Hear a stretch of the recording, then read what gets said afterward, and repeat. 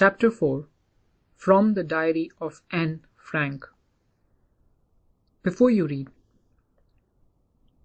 Anne Frank, born 12th of June 1929, February, died on sometime between February and March 1945, was a German, born Jewish girl who wrote while in hiding with her family and 4 friends in Amsterdam during the German occupation of the Netherlands in World War II. Her family had moved to Amsterdam after the Nazis gained power in Germany, but were trapped when the Nazi occupation extended into the Netherlands. As persecutions against the Jewish population increased, the family went into hiding in July 1942, in hidden rooms in her father Otto Frank's office building. After 2 years in hiding, the group was betrayed and transported to the concentration camp where Anne died of typhus in Bergen-Belsen, within days of her sister Margot Frank. Her father Otto, the only survivor of the group, returned to Amsterdam after the war ended to find that her diary had been saved.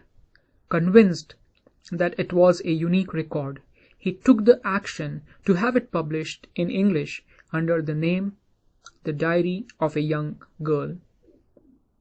The diary was given to Anne Frank for her 13th birthday and chronicles the events of her life from 12th June 1942 until its final entry of 1st August 1944. It was eventually translated from its original Dutch into many languages and became one of the world's most widely read books. There have also been several films, television, and theatrical productions, and even an opera based on the diary. Described as the work of a mature and insightful mind, the diary provides an intimate examination of the daily life under Nazi occupation. Anne Frank has become one of the most renowned and discussed of the Holocaust victims.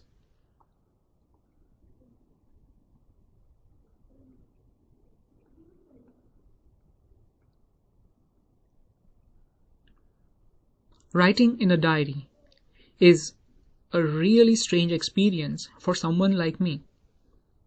Not only because I have never written anything before, but also because it seems to me that later on neither I nor anyone else will be interested in the musings of a 13-year-old schoolgirl. Oh well, it doesn't matter. I feel like writing, and I have an even greater need to get all kinds of things off my chest. Paper has more patience than people. I thought of this saying on one of those days when I was feeling a little depressed and was sitting at home with my chin in my hands, bored and listless, wondering whether to stay in or go out. I finally stayed where I was, brooding. Yes, paper does have more patience. And since I'm not planning to let anyone else read this stiff-backed notebook grandly referred to as a diary, unless I should ever find a real friend, it probably won't make a bit of difference. Now I'm back to the point that prompted me to keep a diary in the first place. I don't have a friend. Let me put it more clearly. Since no one will believe that the 13-year-old girl is completely alone in the world. And I'm not. I have loving parents and a 16-year-old sister, and they are about 30 people I can call friends. I have a family, loving aunts, and a good home. No, on the surface, I seem to have everything except my one true friend. All I think about when I'm with friends is having a good time. I can't bring myself to talk about anything but ordinary everyday things. We don't seem to be able to get any close, and that's the problem. Maybe it's my fault that we don't confide in each other. In any case, that's just how things are. And unfortunately, They are not liable to change. This is why I have started the diary. To enhance the image of this long-awaited friend in my imagination, I don't want to jot down the facts in the diary the way most people would do. But I want the diary to be my friend, and I am going to call this friend Kitty. Since no one would understand a word of my stories to Kitty if I were to plunge right in, I would better provide a brief sketch of my life, much as I dislike doing so. My father, the most adorable father I have seen, didn't marry my mother until he was about 36, and she was 25. My sister, Margaret, was born in Frankfurt in Germany in 1926. I was born on 12th of June 1929. I lived in Frankfurt until I was 4. My father emigrated to Holland in 1933. My mother, Edith Hollander Frank, went with him to Holland in September, while Margot and I were sent to Aachen to stay with our grandmother. Margot went to Holland in December, and I followed in February, when I was plunked down on the table as a birthday present for Margot. I started right away at the Montessori Nursery School. I stayed there until I was 6, at which time I started in the first form. In the 6th form, my teacher was Mrs. Cooperus, the headmistress. At the end of the year, we were both in tears, and we said a heartbreaking farewell. In the summer of 1941, Grandma fell ill and had to have an operation, so my birthday passed with little celebration. Grandma died in January 1942. No one knows how often I think of her and still love her. This birthday celebration in 1942 was intended to make up for the other, and Grandma's candle was lit along with the rest. The 4 of us are still doing well, and that brings me to present date of 20th of June 1942, and the solemn dedication of my diary. Saturday, 20th June 1942. Dearest Kitty, one entire class is quaking in its boots.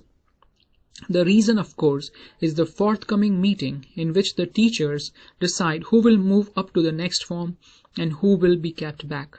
Half the class is making bets. GN and I laugh ourselves silly at the 2 boys behind us, CN and Jax, who have staked their entire holiday savings on their bet. From morning to night, it's, "You're going to pass." "No, I'm not." "Yes, you are." "No, I am not." Even G's pleading glances and my angry outbursts can't calm them down. If you ask me, there are so many dummies that about a quarter of the class should be kept back. But teachers are the most unpredictable creatures on earth. I'm not so worried about my girlfriends and myself. We will make it. The only subject I'm not sure about is maths. Anyways, all we can do is wait. Until then, we keep telling each other not to lose heart. I get along pretty well with all my teachers. There are 9 of them, 7 men and 2 women. Mr. Kessing, the old fogey who teaches maths, was annoyed with me for ages because I talked so much. After several warnings, he assigned me extra homework, an essay on the subject, a chatterbox. A chatterbox? What can you write about that? I would worry about that later, I decided. I jotted down the title in my notebook, tucked it in my bag, and tried to keep quiet. That evening, after I had finished the rest of my homework, the note about essay caught my eye. I began thinking about the subject while chewing the tip of my fountain pen. Anyone could ramble on and leave big spaces between words. But the trick was to come up with convincing arguments to prove the necessity of talking. I thought, and suddenly I had an idea. I wrote 3 pages. Mr. Keesing had assigned me and was satisfied. I argued that talking is a student's trait and that I should do my best to keep it under control, but that I would never be able to cure myself of the habit, since my mother talked as much as I did, if not more, and there's not much you can do about inherited traits. Mr. Keesing had a good laugh at my arguments, but when I proceeded to talk my way through the next lesson, he assigned me a second essay. This time, it was supposed to be an incorrigible chatterbox. I handed it in, and Mr. Kissing had nothing to complain for 2 whole lessons. However, during the 3rd lesson, he'd finally had enough, and Frank, as punishment for talking in the class, write an essay entitled "Quack, Quack, Quack," said Mistress Chatterbox. The class roared. I had to laugh too, though I had nearly exhausted my ingenuity on the topic of chatterboxes. It was time to come up with something else, something original. My friend Sane, who was good at poetry, offered to help me write the essay from beginning to end in verse, and I jumped for joy. Mr. Kissing was trying to play a joke on me with this ridiculous subject, but I would make sure the joke was on him. I finished my poem, and it was beautiful. It was about a mother duck and a father swan with 3 baby ducklings who were beaten to death by the father because they quacked too much. Luckily, Mr. Kissing took the joke right away. He read the poem to the class, adding his own comments, and to several other classes as well. Since then, I have been allowed to talk and haven't been assigned any extra homework. On the contrary, Mr. Kissing's always making jokes these days. Yours, Anne.